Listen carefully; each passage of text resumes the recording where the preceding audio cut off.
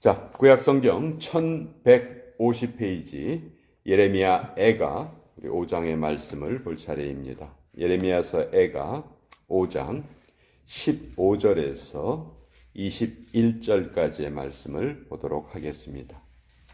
애가서 5장 15절에서 21절까지의 말씀입니다.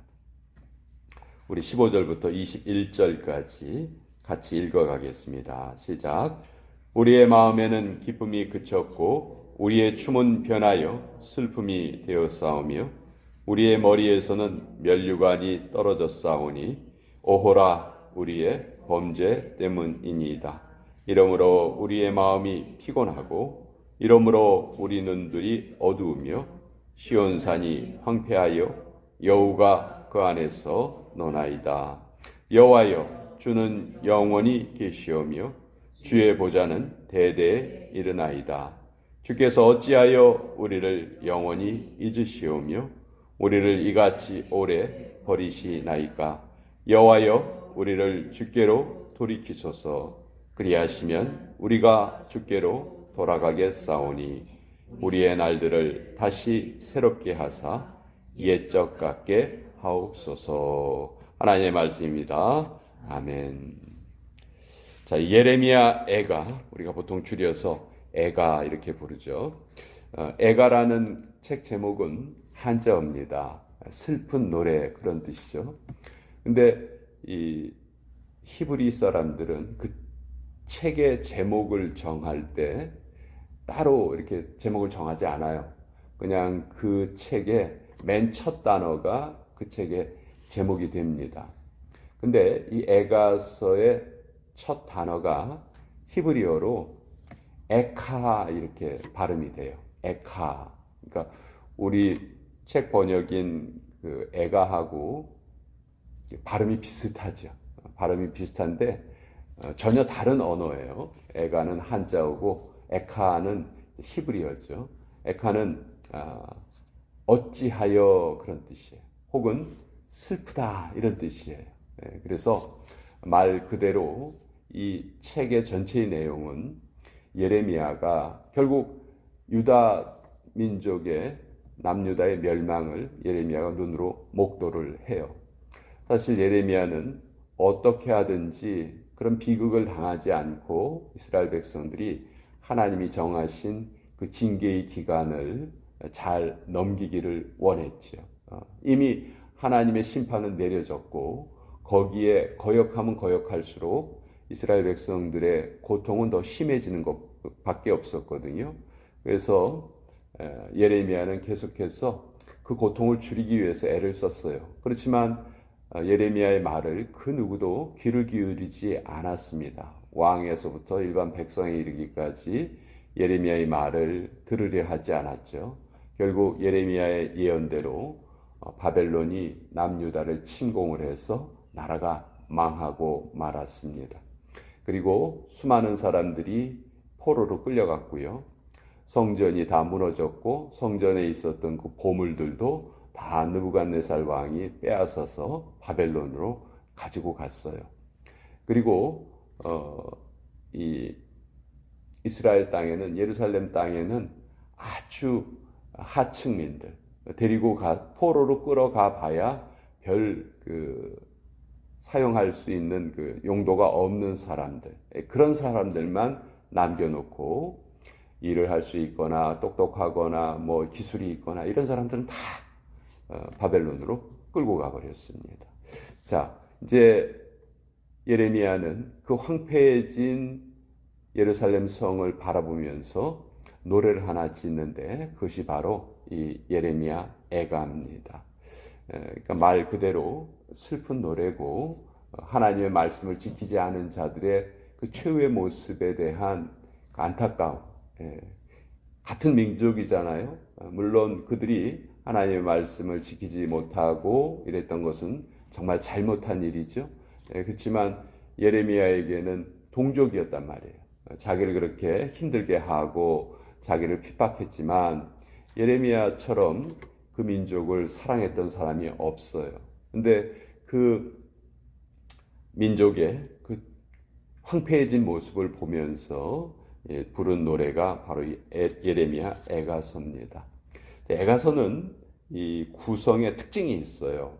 1장부터 5장까지가 되어 있는데 1장, 2장, 4장, 5장 다 22절로 되어 있습니다. 그리고 3장은 66절로 되어 있는데 이것 역시 22의 배수가 되죠. 22 곱하기 3하면 66이 되잖아요. 그 22라는 숫자는 히브리어의 알파벳 숫자예요. 그래서 이 애가서라는 책은 그냥 예레미야가 마음속에 있는 거를 그냥 아무 형식이 없이 그렇게 내뱉은 말이 아니고 아주 철저하게 그러니까 이런 거죠. 1장 1절은 첫 글자가 히브리어 알파벳의 첫 글자로 시작을 합니다. 1장 2절은 그 첫 글자가 히브리어 알파벳의 두 번째 글자로 시작해요. 또 3절은 세 번째 글자로 시작하고 이런 식으로 쓰여진 그 책이 바로 이 애가서예요. 3장만 1절이 알파벳 첫 글자로 시작하고 4절이 알파벳 두 번째 글자로 시작하고 또 뭐 7절이 세 번째 글자로 시작하고 이렇게 해서 이제 66절로 되어 있는 것이죠.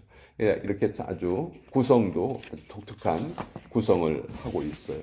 이와 비슷한 구성이 시편 119편이죠. 시편 119편은 성경에서 가장 긴 장이에요. 한 장의 길이가 가장 길어요. 176절로 되어 있어요. 그것은 22 곱하기 8이에요. 그러니까 시편 119편은 어떻게 기록된 거예요? 시편 119편 1절은 히브리어의 첫 글자로 시작이 되었고 9절은 두 번째 글자로 시작되었고 17절은 세 번째 글자로 시작되었고 그런 식으로 쓰여진 구성이 시편 119편이죠. 성경에 이렇게 쓰여진 독특한 구성이 있는데 자, 오늘 예레미야서 애가 5장을 보면 왜 지금 이스라엘이 이렇게 고통을 당하고 있는가? 왜 이렇게 나라가 망했는가? 그 원인이 아주 정확하게 나와 있어요. 그것은 16절에 기록되어 있습니다. 자, 우리의 머리에서는 면류관이 떨어졌사오니 오호라 우리의 범죄 때문이니이다. 하나님은 결코 죄를 그냥 모른 척 하신 분이 아니죠. 저는 매일 드는 생각이 있는데 정말 우리가 살아가는 것이 하나님의 긍휼로 살아간다. 그 생각을 지울 수가 없어요. 왜냐하면 우리 사람은요 한마디로 죄덩어리예요. 죄덩어리. 아무리 점잖은 척하고 그렇게 살아가지만 우리 사람의 마음속에 끊임없이 이 죄라는 우리를 유혹하는 것이 어떤 때는 내가 생각하지도 않는데 저절로 생각나는 경우도 있고 또 어떤 때는 내가 일부러 생각하는 경우도 있고 그런 걸 보면 정말 우리는 하나님의 긍휼이 없으면 살아갈 수 없는 존재다. 그런 것을 아주 깊이 깨닫습니다. 그걸 모르는 사람들은 오늘날도 다 자기가 잘나서 살아가는 줄 알아요.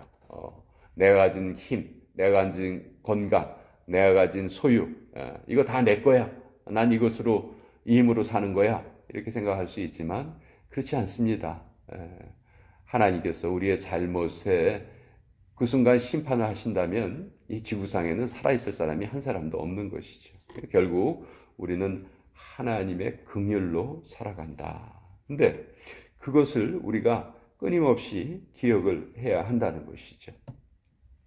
자, 19절서부터 22절까지는 이제 예레미야 선지자의 마지막 기도입니다. 예레미야 선지자는 바벨론 느부갓네살 왕이 쳐들어왔을 때 느부갓네살 왕이 예루살렘에서 예레미야가 어떤 예언을 했는지를 알게 돼요. 예레미야의 예언은 뭐였어요? 바벨론과 맞서지 말아라.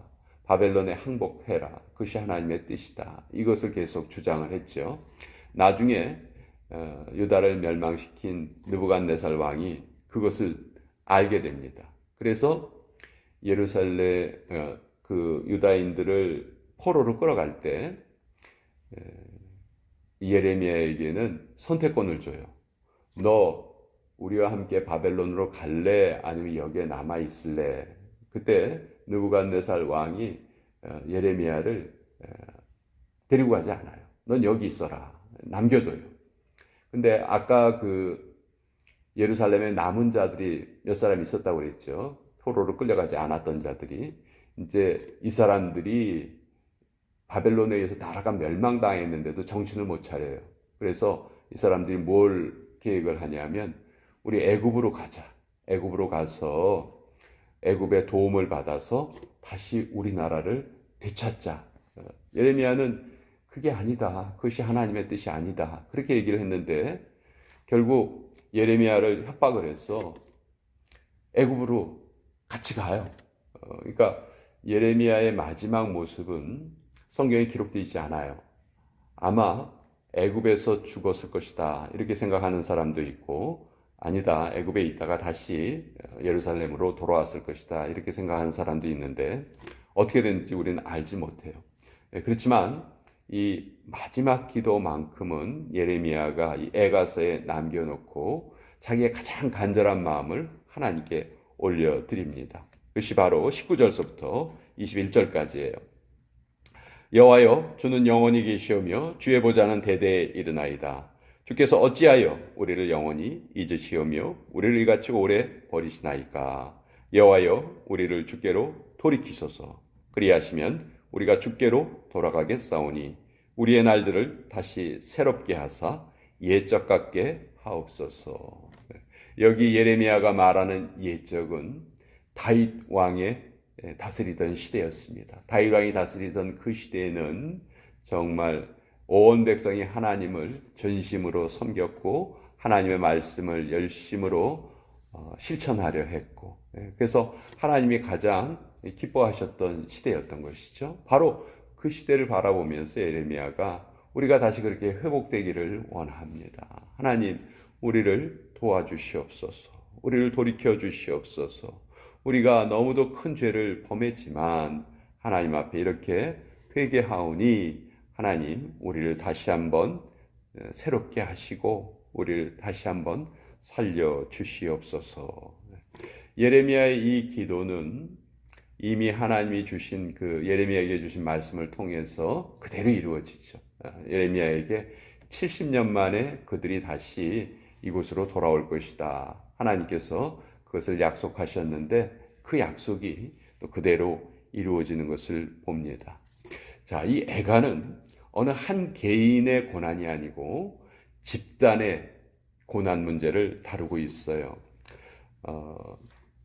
우리가 한 사람의 잘못도 하나님의 그 은혜와 고침을 받아야 되지만 집단적으로 우리가 잘못하고 있을 때 그것에 대한 간구가 꼭 필요합니다. 여러분, 우리가 지금 살고 있는 이 세상이 정말 하나님의 뜻대로 잘 모든 것이 운행되고 있다, 그렇게 생각하십니까? 정치, 경제, 사회, 문화 모든 면에서 어떻게 보면 죄악이 더 왕성해지는 그런 시대를 우리가 살아가고 있습니다. 자, 이런 때 우리 하나님의 백성들은 무엇을 바라보고 살아야 하는가? 그냥 나 개인의 편안함만을 바라고 살아야 될 것인가? 나 개인의 문제만을 기도의 제목으로 삼아야 될 것인가? 성경은 거기에서 우리가 더 나아가기를 원하십니다. 그리고 그것을 가장 잘 보여주는 그 기도문이 저는 이 애가서의 기도문이라고 생각합니다. 오늘 우리가 사는 이 땅을 위해서도 우리는 꼭 기도해야 합니다. 그래야 우리가 올바로 살 수가 있죠. 사회가 혼란스러우면 아무리 우리가 평안하게 살고자 해도 그것을 누릴 수가 없는 것이죠. 그래서 이 예레미야서 이 애가서를 통해서 결국은 하나님은 가장 힘들고 어려운 절망의 순간에도 우리에게 소망을 주시고 또 그 소망을 가진 자에게는 반드시 하나님의 은총을 보여주신다 하는 것을 이 말씀을 통해서도 우리 다시 한번 깨닫게 됩니다. 자, 오늘 이 말씀 같이 나누어 보았고요. 같이 또 기도로 나아가겠습니다. 아까 말씀드린 것처럼 우리 지금 전 세계적으로 참 많은 일들이 벌어지고 있습니다. 러시아와 우크라이나 전쟁이 시작된 지 오래됐는데 또 지금 전쟁이 격화되고 있다고 들었습니다. 또 이스라엘과 이란 언제 전쟁이 일어나도 이상하지 않은 그런 상황에 있지요. 또 일본에는 대지진이 일어날 그런 징조 때문에 또 나라 전체가 지금 공포에 떨고 있습니다.